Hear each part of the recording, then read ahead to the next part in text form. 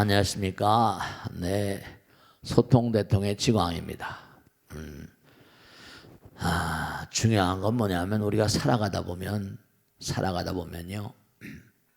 어떤 경우엔 내가 이익을 볼 때도 있죠. 어떤 경우엔 손해를 볼 때도 있어요.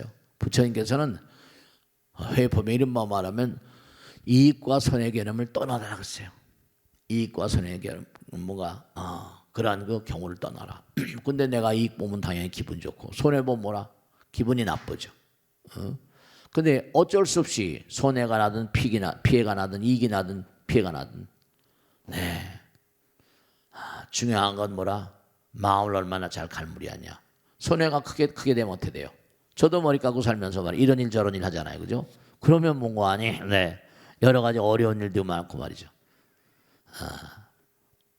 중요한 건 여러분들이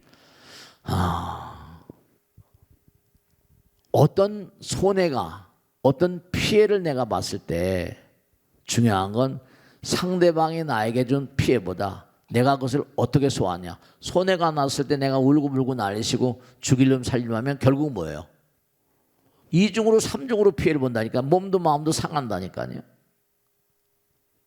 네. 그러니까 부처님께서 이익과 손해 개념을 떠나라. 그런 이유는 뭐냐면 손해가 났을 때 사기를 당하거나 협잡을 당하거나 그런 경우가 있다 칩시다. 그런 뭔가하니 상대방에 대해 부정적인 마음을 갖잖아요. 그 악한 마음을 가지면 내 마음도 불편해요. 병납니다. 병나요. 그러면 내 몸과 마음이 상하고 피해를 입게 되고 하면 이게 문제가 나는 것이고, 부처님 말씀대로 네가 상대방의 사기를 당하고 피해를 당하면 세세생생에 너에게 다시 들어올 그런, 우리 불교는 인광 보니까 그러니까 남이 나에게 손해를 줬으면 언젠가 또 뭔가 이익을 볼 날이 오겠지. 그러니까 뭐냐면 내가 베풀고 펼쳐야 되는데 모르긴 하겠지만 아마 내가 베풀고 펼치는 마음이 쉽지가 않아서 이런 일이 생겼나 보지 이렇게 생각한다지. 그럼 몸과 마음이 편안해지고 갈 수가 있죠. 대체로 오면 많은 분들 만나 상담을 하다 보면 손해가 났을 때 너무너무 괴롭고 고통스러워가지고 병발증이 생겨가지고 고통을 2중 3중으로 겪는 분들이 적지가 않더라고요. 항상 중요한 게 그런 마음을 이겨내는 그것도 대단히 큰 수행입니다. 그러니까 좋은 마음과 바른 마음을 가졌을 때 그럴 때 그래 다 흘러가는 거지 이런 것도 이겨내야지 내가 참다운 수행자라고 할 수 있지. 이런 마음이 될 때 누리는 어떤 행복 같은 게 더 가치가 있는 거죠. 그래서 오늘은 뭔가 아니 어떤 그런 어려움을 닥친다 하더라도 수행자의 마음으로 그렇게 살아가시는 게 부처님의 참 뜻이 아닌가 싶습니다. 자, 오늘 또 질문을 받으면서 문제를 또 해결해 보겠습니다. 고맙습니다. 절에서는 항상 향을 피우는데요. 네. 제사를 지낼 때도 향을 피우고 요즘에 명상하시는 분들도 향을 많이 피우신다는데요. 그 이유가 무엇인지 궁금해서 질문을 드렸습니다. 네, 고맙습니다. 향을 우리 절에서는 향을 많이 피우잖아요. 향은 타잖아요. 타잖아요, 그죠? 이 해탈향이란 말, 개향, 정향, 해향, 해탈향, 해탈직연향. 우리가 언젠가도 말씀했죠. 이 몸을 언젠가는 벗어내 던져야 될 날이 와요. 이제 점점 가면 갈수록 어떻게 돼요? 이 육신이라고 하는 겉옷 같은 거죠, 그죠? 부처님께서 그렇게 말씀하셨어요. 껍데기 같은 거. 이제 점점 가면 갈수록 노화되잖아요. 노화되고 자동차 같은 것도 타고 다니다 보면 얼마 지나면 폐차 처분하잖아요, 그죠? 그런 것 똑같은 거예요. 그래서 우선 뭐냐면 여러분 육복공양이라고 하시 육복공양 향을 피우고 그다음에 등을 밝히고 향은 해탈향이라고 그러고 등은 반야등이라고 그래요. 꽃은 만행화, 이른바 인고의 세월을 거쳐서 피게 되잖아요. 꽃은 한 송이 국화꽃을 피우기 위해서 봄부터 소쩍새는 저리도 울었나 보다. 그래서 꽃 공양을 합니다. 법당에서 이렇게 장미꽃도 공양을 받습니다. 그 다음에 과일 공양 있죠. 과일 공양은 이게 뭐냐면 열매 과실이잖아요. 그러니까 열매는 바로 뭐라 불교에서는 깨달음을 상징해요. 깨달음, 결과물이니까 수행의 결과, 깨달음. 그 다음에 쌀을 올리잖아요. 쌀은 뭐라? 우리가 1년 수확해서 나오는 거예요. 그러니까 농부들은 뭐라? 요즘에 뭐 밥을 잘 안 먹으니까 참 쌀이 쌀이 많이 생산되는데 이게 정말 제대로 소비가 안 돼서 빵을 많이 먹고 막 이러니까 말씀이죠. 그래서 이 쌀이 소비가 안 돼서 굉장히 고생을 많이 하시는 농부 아저씨들이, 근데 이 쌀은 옛날에 수확할 때 너무 기쁘거든요. 그래서 쌀 같은 건 이제 공양하는 게 선열의 맛이다 그래가지고 기쁨과 환희를 상징한다 그러는데, 이 육복 공양이 그런 거예요. 향, 등, 꽃, 과일, 차가 있구나. 감로다. 차는 바로 뭔가니 시원하잖아요. 차의 맛을 표현하기 어렵습니다만 뭐 차도 여러 가지가 많잖아요. 이 차는 뭔가니 마시면서 마음이 뭐라 쫙 가라앉히고, 마음에 뭐라 번뇌망상을 가라앉히는 위실력이 있습니다. 그리고 차는 몸과 마음 가운데 청량함을 선물하거든요. 차의 맛은 참 독특해요. 여러 가지 뭐 차들이 많이 있지만, 근데 그 중에서 이제 이른바 말하면 향은 무슨 이른바 등, 반야 등 꽃, 과일, 차, 쌀, 이건 전부 다 우리가 이제 뭔가 수확해서, 등불은 이제 뭔가 이런 반야의 등, 지혜 광명, 지혜 등불 그러잖아요. 지혜 등불. 근데 이제 향만은 뭔가니 타서 허공으로 날아가잖아요. 그래서 사찰에서 향을 밝힌 이유는 우선 첫째로 향은 뭔가 태우면 그 향 냄새가 독특하잖아요. 향 냄새, 이렇게 광장에 항상 향 냄새가 내 방에도 이렇게 흘러 들어오고 하는데, 향 냄새 이렇게 맡으면 뭔가 청신해져요. 마음이 맑아지는 것 같고 묘한 느낌이 들어요. 부정을 제거하고 정신을 맑게 한다. 그런 의미가 향에 또 들어있죠. 그러니까 우리나라나 일본이나 중국이나 다 제사 지낼 때는 뭐라 옛날부터 향불을 피웠죠. 향불을 피워서 분향이라, 분향소 이러잖아요.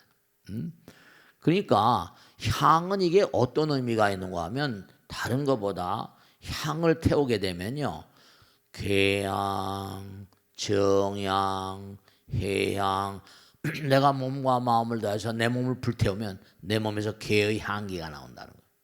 다 태우는 거예요. 향은 아무렇게나 나온 게 아니라 태울 때도 태울 때 물론 향기가 나오긴 해요. 그러니까 궤를 지키는 마음, 거기서 아름다운 향기가 나고, 정, 내 마음의 몸관이 내 번뇌망상을 제거하면 아름다운, 그죠? 마음이 혼돈스럽지 않으면 이른바 정향, 해향. 지혜로운 사람들, 아이디어가 백출한 사람들은 분위기가 좀 달라요. 그 탁월한 어떤 노벨상 수상자들은 하나같이 꿈을 얘기합니다. 몸과 마음을 다해 간절한 마음으로 나의 연구가 완성되고 달성됐으면, 성취됐으면 간절한 마음으로 수십 년을 거기다 때려넣으니까 그들은 이제 해양. 그래서 뭔가 자기가 몸과 마음을 다해 자기를 불태우다 보면 해탈향, 아까 말씀드린 껍데기를 보는, 그러니까 스님들은 화장하는 거예요. 자기 몸을 불태우는 거죠. 해탈향. 그러니까 자기 몸과 마음을 불태우면 그 광명운데 주변 법계 퍼져가요. 향은 뭉게뭉게 퍼져가요. 주변 법계 공양, 시방, 무량, 불법성. 시방에 계신 무량한 불법성, 시방의 모든 불법성께 공양 올린 거다. 향 공양. 그 향 공양이에요. 그래서 중요한 게 뭐냐면, 이 향을 피우는 것은 뭉게뭉게 퍼져가니까 그 향은 나와 부처님 사이에 가교 역할을 한다. 사자. 나의 어떤 파견 대장처럼 사자 역할을 한다. 그렇게 나오는 겁니다. 그래서 중요한 거면 향도 향공양, 향도 향불사 그래요. 네. 그래서 우리가 삶을 도모하면서 부처님 말씀대로 이게 향이라는 건 부처님의 사자라고 그래요. 내 몸과 마음을 불태워 가지고 향공양 올리게 되면 내 향공양 올리게 되면 부처님께 다 광명호인데 주변 법계, 주변은 뭐라? 우주 법계, 법계에 있는 무량시방, 무량한 불보살님께 시방 무량한 불법스께 공양하는 게 된다. 그래가지고 이 향연이 우주 법계에 두루 퍼지기 때문에 주변 법계, 그리고 향이 이렇게 풍기게 되면 어때요? 요즘에 사람들은 보살님들도 거사님들도 돼요. 무슨 크리스천디오 무슨 향수를 뿌리잖아요. 향수를. 그래 안 그래요? 네. 집안에도 이렇게 아침에 일어나시고 그러면 그 여기 조그만 거 있잖아요. 향로. 거기다가 향을 한 꼬지씩만 피우더라도 아이들이 학교 갈 때라거나 그게 마음이 상쾌할 수가 있어요. 그리고 또 남편들이 직장에 갈 때 향의 어떤 그런 향연, 그게 또 옷에 배잖아요. 부처님의 어떤 열의 특사, 열의 사자 같은 역할을 한다. 그렇게 얘기를 합니다. 아시겠죠? 향은 부처님의 사자이고 법궤대로 퍼지고 하기 때문에 향연은 이 향의 연기는 도량을 장엄한다. 이런 얘기도 합니다. 아시겠죠? 자, 다음 주 하겠습니다. 다음 주 누가 하실까? 네, 다음 주로 오겠습니다. 네. 안녕하십니까 스님. 네. 저는 그 옛날 부처님 시대 제자들처럼 저희도 부처님 설법을 직접 들을 수 있다면 좀 더 쉽게 깨달음을 얻을 수 있을지 궁금해서 질문 올립니다. 네. 부처님 제자들은 부처님의 어떤 설법을 직접 들었잖아요. 그런 질문일 것 같아요. 네, 중요한 게요. 아무리 영명한 부처님이 오신다 하더라도 중요한 건 자기의 마음 자세죠. 저는 그렇게 생각해요. 내가 얼마나 신심이 돈독하고 정말 영원의 길에 대한 어떤 확신에 차서 부처님 말씀을 얼마나 내 것으로 할 수 있는 것인가. 부처님 말씀은 경전에다 담겨 있잖아요.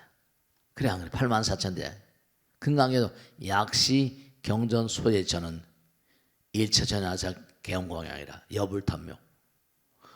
부처님 경전은 그대로 부처님이에요. 근데 이제 중요한 게 이제 목갈라나 목련존자와의 대화에 나오잖아. 아함경에 보면 세존께 여쭈는 겁니다. 부처님께 질문하는 거예요. 세존이시여, 부처님의 가르침과 부처님의 충고를 듣고서 제자들이 모두 다 최상의 목표인 열반을 얻을 수 있습니까? 아니면 어떤 사람은 얻기도 하고 어떤 사람은 얻지 못하기도 합니까? 그 묻습니다. 부처님께. 이 목련존자의 질문에 답해서 부처님께서 그러죠. 네. 어떤 사람은, 어떤 제자는 열반 얻기도 하고 어떤 제자는 얻지 못합니다. 그랬어요. 그 이유가 뭐냐? 근데 최상의 목표인 열반은 있는 거 아닙니까? 목련이 다시 묻습니다. 열반에 이런 길도 있고 안내하는 부처님도 계십니다. 제자들은 똑같은 부처님 말씀을 듣습니다. 근데 왜 어떤 제자들은 열반을 얻고 어떤 제자들은 열반을 얻지 못합니까? 우린 다 같지 않습니까? 이렇게 묻는 거예요. 그때 부처님께서 얘기합니다. 목련존자. 목련이요. 그대는 왕사성으로 가는 왕사성 라자가 왕사성으로 가는 길을 알고 있습니까? 네, 알고 있습니다. 왕사성 가는 거예요. 길을 알고 있죠. 그러면 어떤 사람이 왕사성으로 가는 길을 물었습니다. 근데 그대가 자세히 설명해 줍니다. 근데 길을 잘 들었어요. 잘 들었다고 생각했는데 그 사람은 뭔가 아니 내가 설명해 준 길이 아니고 잘못된 길을 갈 수도 있지 않겠는가. 내가 자세히 설명해 줬지만 그가 평상시에 가지고 있는 관점이 또 다를 수 있죠. 선생님이 이렇게 설명했는데 나는 이렇게 알아듣단 말이죠. 이른바 말하면 근기가 다 달라. 그대가 자세히 설명해도 그 사람은 잘못된 길을 갈 수 있지도 않냐. 또 다른 사람이 와서 길을 묻고 그대는 똑같이 설명을 해준다. 그 사람은 그대의 충고를 듣고 안내를 듣고 안전하게 왕사상에 도착한다. 어떤 사람은 잘못된 길을 가고 어떤 사람은 안전하게 왕성히 도착하는데 그 이유는 뭐라고 생각하냐? 그때 목련 제자가 부처님 말씀 듣고 네, 듣고 보니까 그러네요. 그건 제가 어떻게 할 수 없는 일 아닙니까? 부처님, 저는 다만 길을 안냈을 뿐입니다. 듣는 사람이 얼마나 신심을 가지고 확신에 차서, 그렇죠? 네, 처음 가는 길이에요. 설명해 줬습니다. 근데 가다가 헷갈릴 수 있어 없어요? 헷갈릴 수가 있어요. 부처님께서 뭐라 하신 말씀이, 열애란 존재는 다만 길을 안내할 뿐이다. 너희들이 올바른 길을 가고 아니 가고는 너희들이 어떤 길을 갈까? 그렇죠? 설명을 해줬는데 몸과 마음을 다해서 그 길을 열심히 따라갔냐? 아니면 또 새길을 가다가 또 뭐라? 중지고타면 아니간만 못한 것처럼 나는 길 안내자다. 그러니까 몸과 마음을 다해. 그래서 이제 우리가 기도하고 정진하는 게 뭐냐면 그냥 계속 부처님을 불러 모셔야 돼요. 그래서 부처님께서 뭔가 하니 올바른 길을 계속 물어대니까 약사이를 관세음보살, 서가모니불. 그러니까 부처님은 길 안내자라고 하신 게 바로 뭐냐면 길을 안내하지만 가다가 또 멈출 수도 있고 새길로 빠질 수도 있고 다른 사람 말을 들 수 있고 부처님 네가 뭐 대수냐 이렇게 할 수도 있고 옆길로 가는 건 그건 뭐라 어떻게 표현할 수가 없는 거잖아요. 나는 다만 길을 안내해 줄 것이고 친절하게 길을 안내해 준다. 근데 거기에 도달하고 아니하고는 네 마음에 달린 거 아니냐. 그렇죠. 얼마나 부처님을 신뢰하고 신심을 가지고 네. 신제, 계제, 참, 괴제, 참제, 문제, 그 다음에 사제, 해제. 부처님 시키신 말씀을 우선 공부를 잘해야 돼요. 공부를 잘. 부처님 말씀 따라갈 수 있는. 제가 이제 여기 하나 덧붙이고 싶은 건 정말로 부처님께서 그렇죠. 제자들이 묻습니다.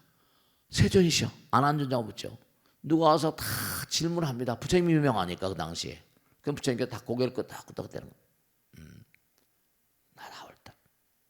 그럼 안한존자가 묻습니다. 세존이시여, 이것도 옳다, 저것도 옳다, 뭐다 옳다고 하면 뭐가 정말 옳습니까?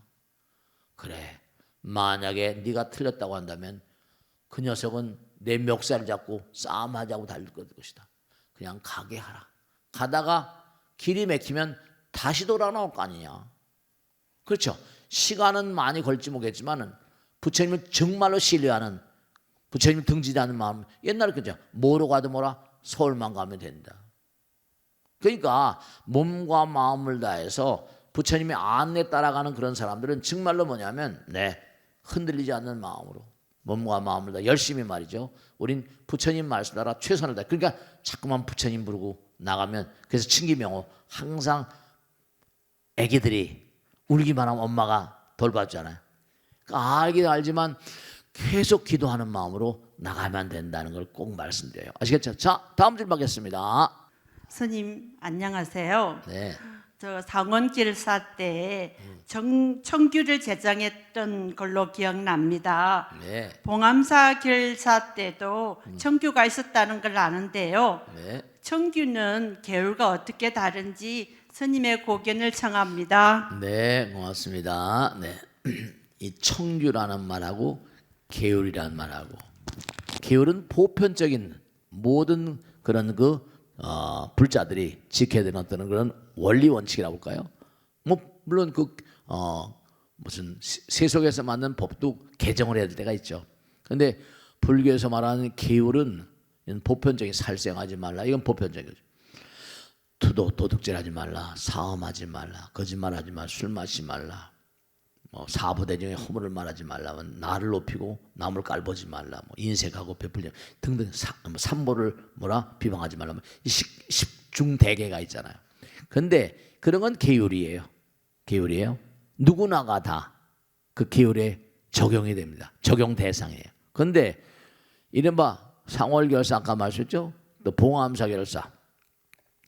이때는 뭐냐면 스님들이 같이 생활합니다. 그러면 청정대중, 이른바 청정한 그런 많은 그런 그 수행승들, 그 청정, 수행자들은 비교적 청정한 마음을 가지고 이제 수행하려고 같이 모입니다. 그 다음에 이제 규구준승이라고 그래가지고 청규는 이른바 많은 스님들이 같이 모여서 결사체라고 그러거든요. 모여서 함께 정진을 하게 될 때 그때 이제 그때 지켜야 될 규약 같은 거예요. 계율하고는 좀 다른 거죠. 그러니까 우리 이제 선정이라거나 각 이제 종파마다 혹은 또 단체마다 같이 용맹정진하자. 이 청교의 시발 스타트는 정관이 당나라 때 유명한 수행자가 있어요. 백장회라고. 마조스님 연결돼서 뭐 그쪽을 잘 모르신 분들은 그냥 모르시겠지만 백장회라고 하는 그런 그 유명한 어떤 그 선승이 자기 이제 자기 어떤 그런 그 단체에서 절이라고 할까요? 거기서 이제 우리가 정진하는데 오늘부터 뭔가 이 백장 청정한 그런 대중들이 다 모였으니까 어떤 규약을 만들어서 우리가 해야 되겠다. 그래가지고 이제 백장청규, 고청규라고 하는데 이건 뭐냐면 내용은 잘 전하지 않지만 그 대중들이 모실 때 의식주, 그죠? 같이 생활하잖아요. 입는 거, 그다음에 먹는 거, 그다음에 잠자는 거, 이 등등 또 그다음에 생활하는 거 이런 모든 것을 그 시대의 상황, 시대와 상황에 맞게 어떤 규칙을 만들었어요. 그게 이제 시발점이 돼가지고 어디서나 그 후에 스님들 단체나 이렇게 이런 데서는 아까 말씀 상월결사라거나 봉암사결사 이런 데 이제 딱 뭔가 규약을 만드는 겁니다.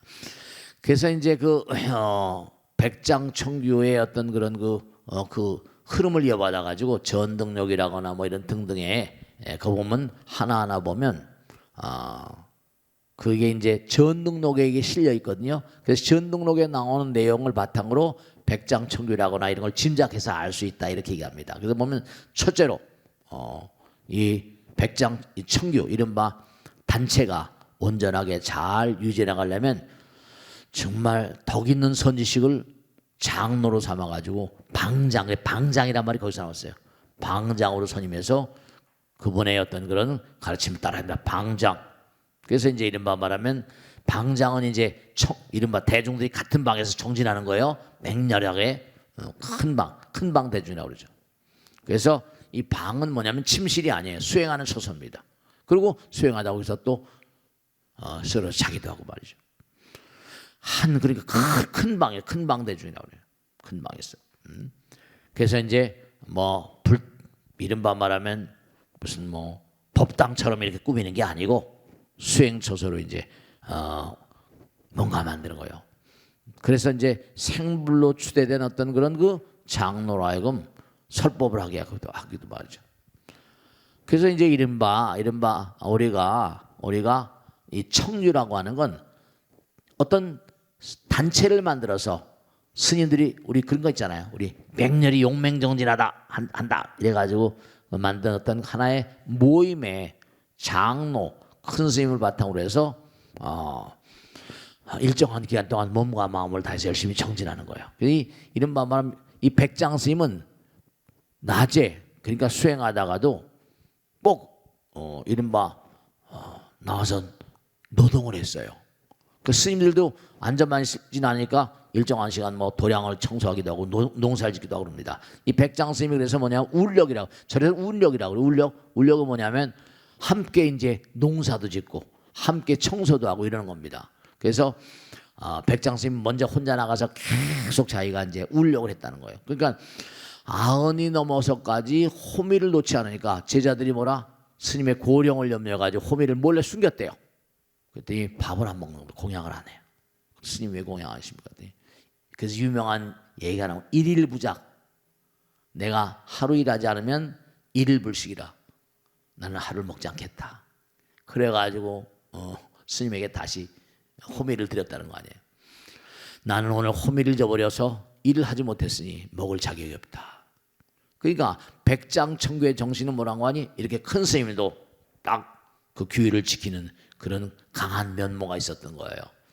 그래서 이제 이른바 말하면 백장청교 정신 같은 건 수행자들이 노동하면서 수행과 함께 열심히 정진하는 그런 그 풍토가 있었다 이런 걸 알 수 있고 그래서 청교에 대한 얘기는 그 정도에 두고 우리가 세상을 살면서도 마찬가지예요. 제가 하나 말씀드리면 아무리 가정생활 한다 하더라도 제가 옛날에 유대인 집에 좀 있어봐서 말씀인 거잖아요. 유대인들은 아침에 눈을 뜨고 일어나서 밤에 잠잘 때까지 어떤 규칙하에 움직입니다. 아침에 일어나면 꼭 기도하고 출근하고 학교 가고 전부 다 뿔뿔이 직장 가고 퇴근하고 들어오면 뭐라 공양하는 다음에 또 가족들을 모임 익히고 기도하고 잠을 자고 가정에 규칙이 있어요. 준칙이 있습니다. 가정에 어떤 규칙이 있어야 가훈이랄까 뭐 가정에 어떤 준칙이 있어야지. 그래야지 가정에 절도가 있고 아이들이 바르게 크고 아이들이 뭐라 뭔가 규칙 바른 정도에 따른 삶을 살아요. 생활에 규칙이 없으면 사람이 어떤 순간에 선택을 하게 될 때 이게 흔들려 버리거든요. 그러니까 유혹에 넘어가기도 쉬워요. 그러니까 항상 중요한 거는 생활에 규칙이 없으면 사람들이 마음이 흔들리기 쉽습니다. 그런 거 안 되는 거죠. 그래서 일상에서 꼭 지켜야 될 어떤 그런 원칙, 자신만의 원칙을 만들고 이를 지키려고 자꾸만 노력해야지 몸과 마음이 청정해지고 맑아지는 거죠. 그러니까 어떤 경우에도 자기 나름의 원칙을 세우고 내가 하루에는 정말로 오늘 하루는 이렇게 하루하루 이렇게 살아야겠다. 그런 원칙을 마음에 두고 그리고 가정도 마찬가지예요. 아들 딸들 키우는데도 그냥 아무렇게나 놔두고 그냥 뭐 내버려두고 이게 안 되는 거죠. 그렇게 되면 자기에 대한 어떤 잣대가 불분명하니까 이제 유혹이나 이런데 욕망에 잘 치기가 쉽죠. 그래서 어떤 자기의 마음에 원칙이 있을 때는 욕망이라거나 어떤 미혹이라거나 유혹 같은데 뭔가 처하더라도 쉽게 이겨낼 수 있는 힘이 쌓이는 겁니다. 규칙이라는 건 힘을 강화하기 위해서 만드는 거거든요. 자, 오늘 함께해 주신 여러분 대단히 감사합니다. 다음 주에 다시 뵙겠습니다. 고맙습니다. 마치겠습니다. 감사합니다.